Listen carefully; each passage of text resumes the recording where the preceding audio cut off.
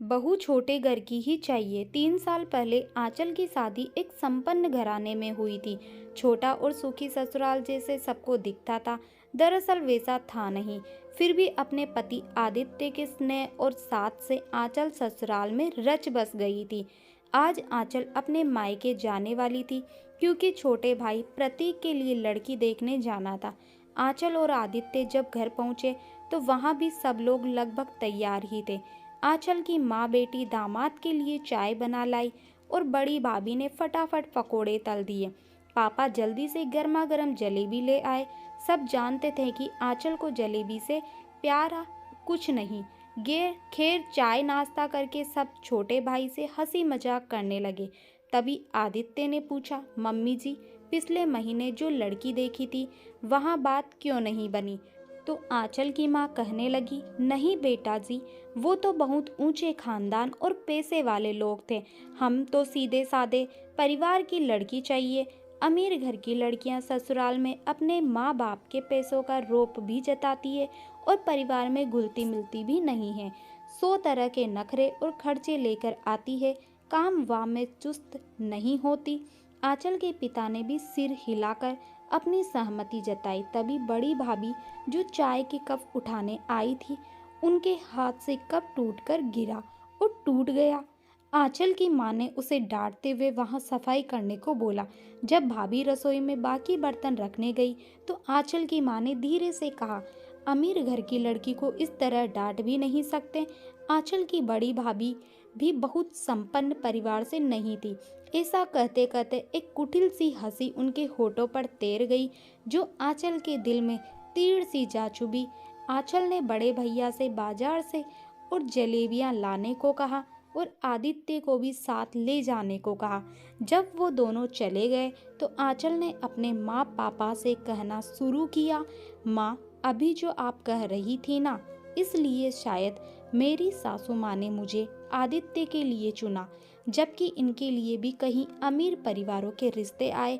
मेरी शादी के कुछ समय बाद ही उन्होंने घर से रसोइयों को और कपड़े धोने वाली को हटा दिया। उनका भी यही सोचना है कि गरीब घर की लड़की लाए हैं।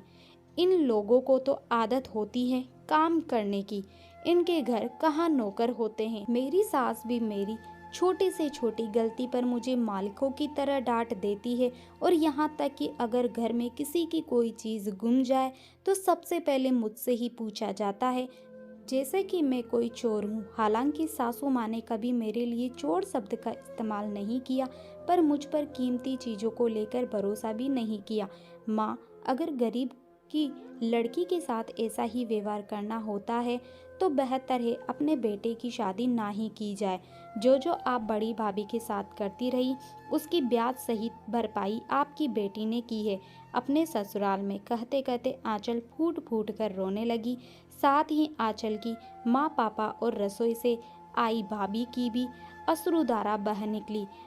कभी अगर उनकी किसी चीज़ की तारीफ कर दूं तो सीधा सुनने को मिलता है कि हाँ, तुमने कहाँ ये सब पहले देखा होगा।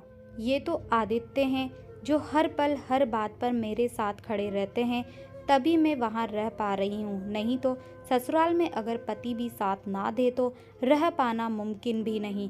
पर आपके तानों के डर से तो भैया ने भाभी का साथ देना भी छोड़ दिया। कभी सोचा है भाभी कैसे सब सहती होगी।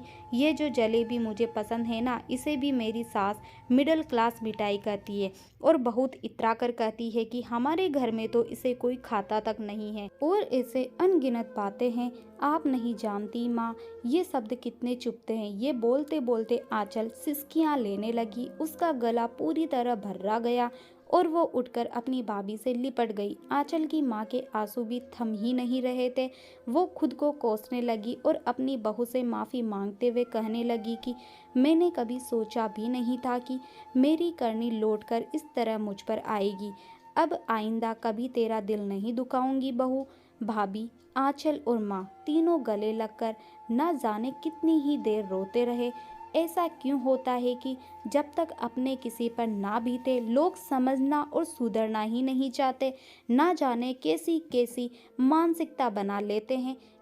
क्या ये सोच सही है कि अपने से नीचे घर की लड़की चाहिए ताकि उसे दबाकर रख सके। दहेज ना लेकर क्या पूरी जिंदगी की गुलाम खरीद लेते हैं? अपनी राय अवश्य बताइएगा। उम्मीद करती हूँ आपको ये छोटा सा वीडियो पसंद आया होगा। आपकी इस वीडियो पर क्या राय है कमेंट बॉक्स के अंदर कमेंट करके ज़रूर बताइए। वीडियो पसंद आए तो वीडियो को लाइक शेयर, चैनल को सब्सक्राइब जरूर कीजिए। वीडियो देखने के लिए आपका बहुत बहुत धन्यवाद।